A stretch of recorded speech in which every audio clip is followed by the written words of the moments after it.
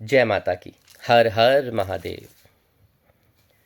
क्या आप अपने हर कार्य में सफलता प्राप्त करना चाहते हैं?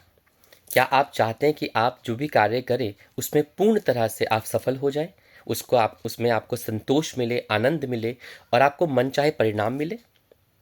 कैसे? तो आइए जानते हैं।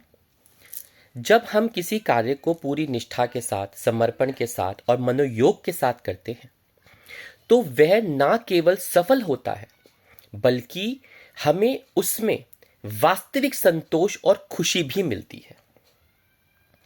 अगर हम किसी कार्य को केवल औपचारिकता या अधूरे मन से या बिना अपने उसमें संलग्न हुए कर लेते हैं तो ना तो हम अपने पूरे सामर्थ्य का उपयोग कर पाते हैं उसमें, और ना ही उसका सही रूप से आनंद ले सकते हैं, और उसके फलस्वरूप हमें उसका मनचाहा परिणाम भी नहीं मिलता।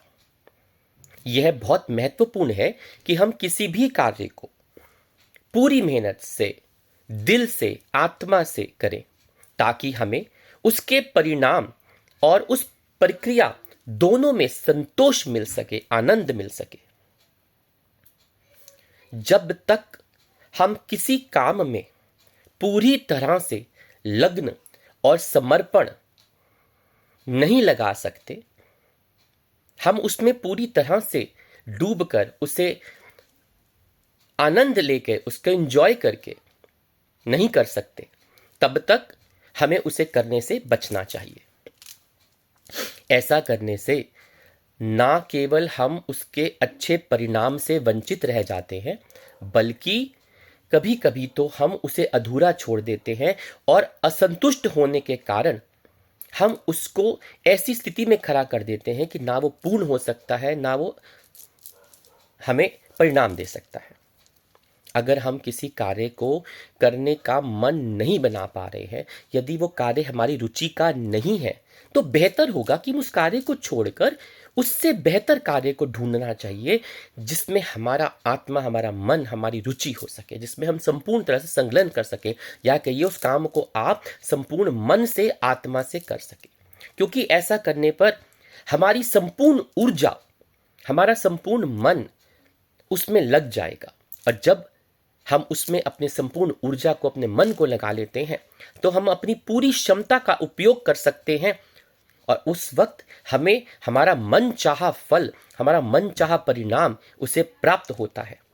उसको हम उस दिशा में ले जाते हैं जहां पे हम उसको ले जाना चाहते हैं, जो हम उससे एक्सपेक्ट कर रहे हैं, जो हम उससे उम्मीद कर रहे हैं कि हम ये कार्य करेंगे तो हमको इससे ऐसा परिणाम मिलेगा। ध्यान रखिएगा कि किसी भी कार्य को पूरी तरह से मन और आत्मा से ही किया जाने पर उसमें सफलता मिलती है, उसमें आनंद आता है। अन्यथा अगर हम उसमें अपना समर्पण नहीं दे सकते, हम उस कार्य के प्रति अपनी समर्पित नहीं हो सकते, उसमें हम संतुष्टि नहीं दे सकते, उसमें हम लगन नहीं लगा पा रहे, संतुष्ट नहीं हो पा रहे, तो बेहतर है उस कार्य को छोड़ दिया जाए और फिर अगली राह को पकड़ा जाए। क्योंकि हमारी क्षमता, हमारी मेहनत सब निष्फल हो जाती है, बीच में रह जाती है, और हम निराश होकर कई बार बैठ जाते हैं।